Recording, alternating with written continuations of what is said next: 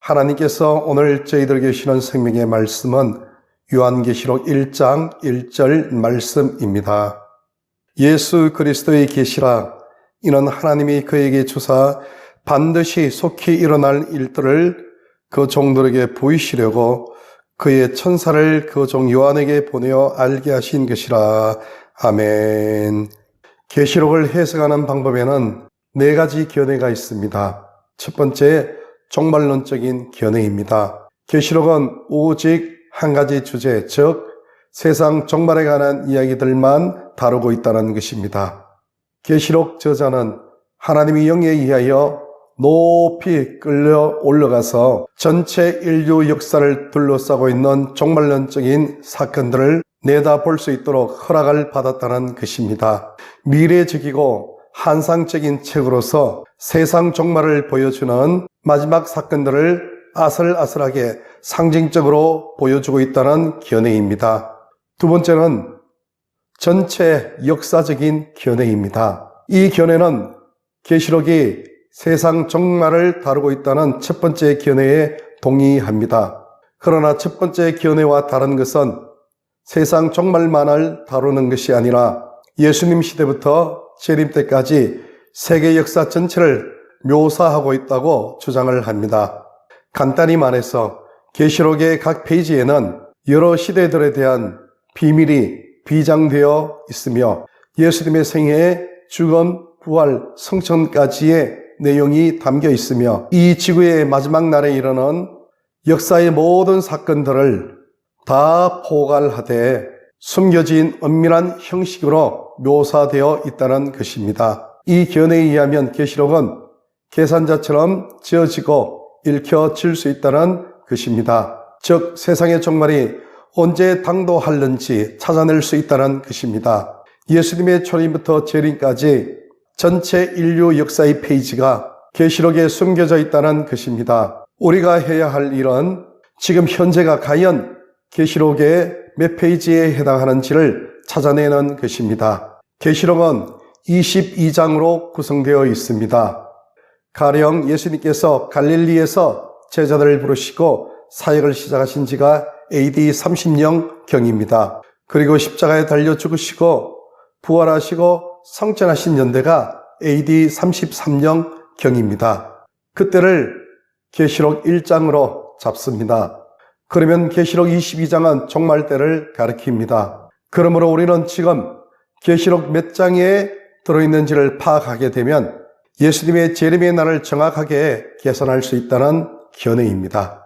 예를 들면 계시록 16장은 지구 전체에 임할 환난과 재난을 묘사하고 있습니다. 16장은 계시록 전체의 4분의 3 정도에 위치하고 있으니까 세계 종말의 연대를 계산할 수 있다는 것입니다. 예를 들면 지구에 대재난이 오고 하나님의 정의와 공의는 외면을 받고 오직 사탄의 행포만이 일어났을 때가 언제였을까요?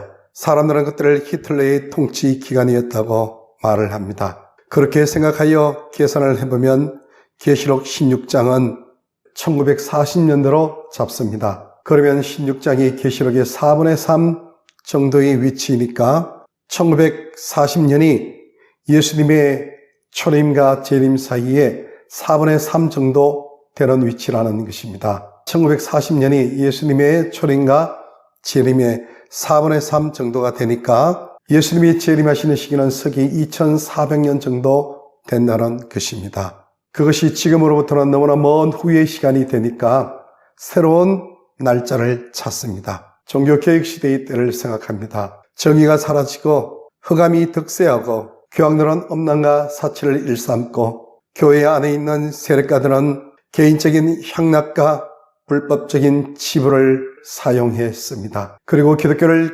극심하게 핍박했던 시기였습니다. 그때가 1517년경이었으므로 이때를 계시록 16장으로 생각을 하면 세상 종말은 1987년경이 된다는 것입니다. 이런 식으로 계시록을 해석합니다. 세 번째, 초역사적 견해입니다. 세 번째 견해는 첫 번째, 두 번째 견해를 부정합니다. 계시록은 무시간적이라고 주장을 합니다. 계시록은 어느 특정한 연대에 관심을 두는 것이 아니라 오히려 일반적인 원리들을 취급하고 있다고 합니다. 어느 시대, 어느 순간에서나 하나님과 흑암의 세력 사이 같은 투쟁은 참된 일반적인 주제들과 영구적인 개념들에 대하여 논의한 것을 발견하게 된다는 견해입니다.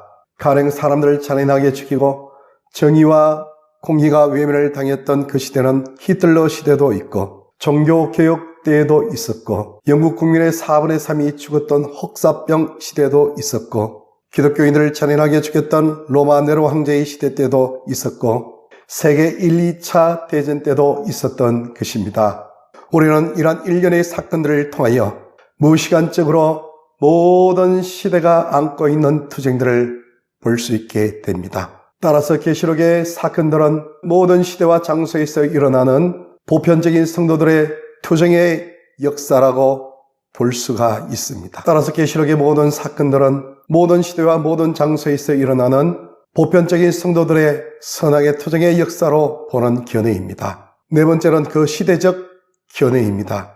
이 견해는 계시록을 처음 읽은 바로 그 시대의 그 사람들을 위해서 기록된 것이라는 견해입니다. 약 2000년 전 서부터키 반모섬 근처에 있는 즉 저자가 감금되어 있던 섬 가까이에 살고 있던 사람들을 목표로 하여 기록되었고 급박하고도 압도적인 문제들 때문에 곤란을 당하는 어떤 실제적인 사람들의 구체적인 시간과 장소를 향해서 주는 특별한 메시지라는 견해입니다. 에베소 성도들에게 준 바울의 결론들이 오늘날 우리에게 동일한 결론을 주듯이 계시록은 지금도 우리의 역사와 삶의 현장의 진행형이라는 견해입니다.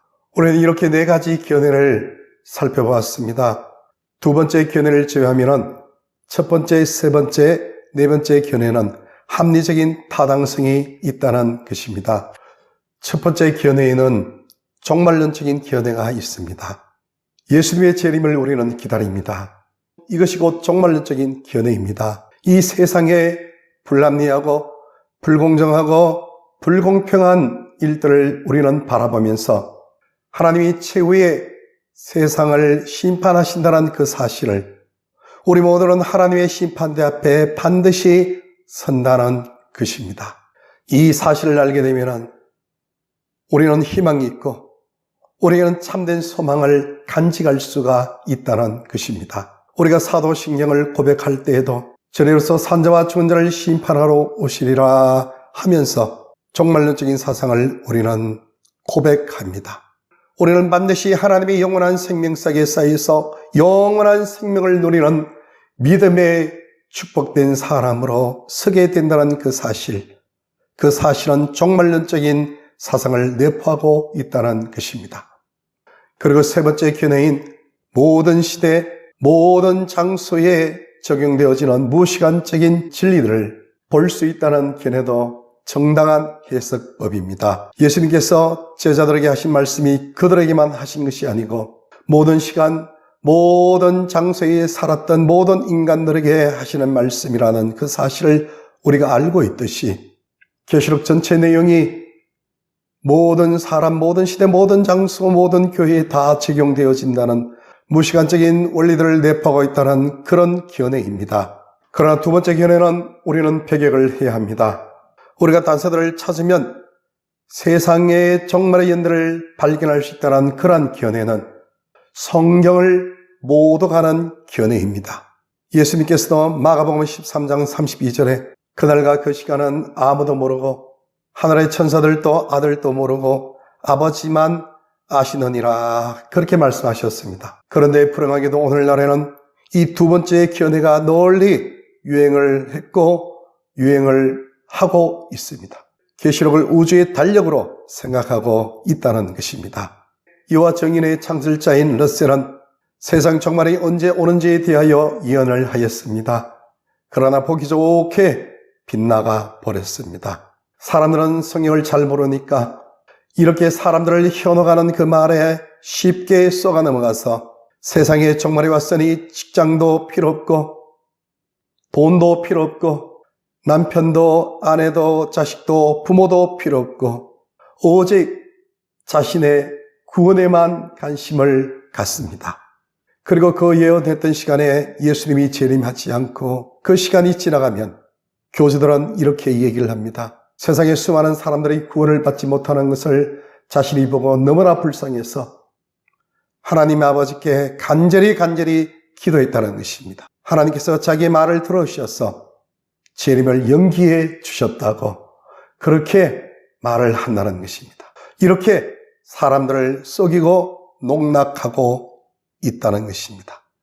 성경을 모르는 불쌍한 사람들은 또 그 말을 그대로 곧대로 믿고 인생을 망치고 있다는 것입니다. 우리 한국교회의 많은 문제 가운데 하나가 여기에서 파생되었습니다. 소위 세대주의적인 종말론적인 사상이 한국교회를 이렇게 피폐하게 만들었습니다. 그들은 자기들 마음대로 성경을 이리 찢고 저리 찢고 해석하여서 한국교회 전체를 낭떠러지로 그렇게 이끌어 왔습니다. 한국에 있는 많은 이단들이 대부분 이 두 번째 견해를 이용하고 있다는 것입니다. 그러면 우리는 어떻게 해석을 해야 할까요? 전통적인 기독교는 네 번째 견해를 강조하고 있습니다. 계시록이 처음 기록될 때 처음 독자들에게 의미하는 바가 무엇이냐? 그 저자의 상황은 어떠했고 그때 사람들의 문제는 무엇이었으며 그때 사람들의 고난과 시련은 어떤 것이었으며 이런 것들을 알고 나서 성경을 해석하는 것입니다. 물론 계시록은 첫 번째 견해인 종말론적인 사상이 들어있고 셋째 견해인 무시간적인 개념이 함축되어 있습니다. 그럼에도 불구하고 우리가 제일 먼저 생각해야 될 것은 바로 이 계시록을 처음 읽는 독자들에게 이 계시록이 무엇을 의미하는지를 아는 것이 가장 중요하다는 것입니다. 2000년 전 서부 터키 지방에 살고 있던 사람들에게 의미하는 바가 무엇인지를 파악하는 것이 이 요한계시록을 이해하는 데 있어서 가장 중요한 사실이라는 것입니다. 이것을 이해하면 요한계시록은 666 같은 단어로 영화를 만들거나 14만 4천이나 7머리 10뿔이라는 단어로 사람들을 미혹하여 급박하고 공포를 조장하여 인생의 젊음과 시간과 돈을 착취당하는 그런 악한 일은 당하지 않게 된다는 것입니다. 이 요한계시록은 마태, 마가, 누가, 요한복음처럼 순수한 굿뉴스, 복음입니다. 온 인류에게 주시는 하나님의 5번째 복음서, 온 인류에게 주시는 하나님의 사랑의 연애 편지라는 것입니다. 우리 예수님의 사랑의 연애 편지라는 것입니다. 그 이하도 그 이상도 아니라는 것입니다. 우리에게는 복음 이외에는 없습니다. 복음 이상도 없고 복음 이하도 없습니다. 요한계시록은 바로 그것을 말씀하는 내용입니다. 말씀을 맺겠습니다. 요한계시록은 종말이 언제라고 사람들에게 예고하고 공포를 조장하고 그들의 물질을 착취하고 그들의 마음을 고통스럽게 이끌어가는 그런 악한 일이 아니고 사람들에게 평안과 행복과 소망을 주시는 영원하신 삼일째 하나님의 사랑의 편지라는 것입니다. 얼마나 기쁘고 얼마나 행복한 하나님의 생명의 말씀입니까? 이것이 바로 요한계시록, 우리 손에 들려주신 하나님의 생명의 말씀입니다. 우리에게 이 요한계시록이 주어졌다는 이 사실을 말미암아 비록 우리가 걸어가는 인생길이 험하다 할지라도 우리는 초대교회의 성도들처럼 끄떡이 주님 붙잡고 이 세상 풍속에 무릎을 꿇지 않고 믿음으로 이기면서 영원한 생명, 영원한 하나님 나라의 안식을 바라보면서 천성을 향하여 믿음으로 달려나가는 길잡이가 되어지는 귀한 생명의 말씀인 줄로 믿습니다. 이 말씀을 꼭 붙잡읍시다. 올바로 요한계시록을 잘 해석하여서 하나님이 기뻐하시는 믿음의 경주를 잘 해나가는 우리 모두가 되시기를 예수님 이름으로 축원합니다.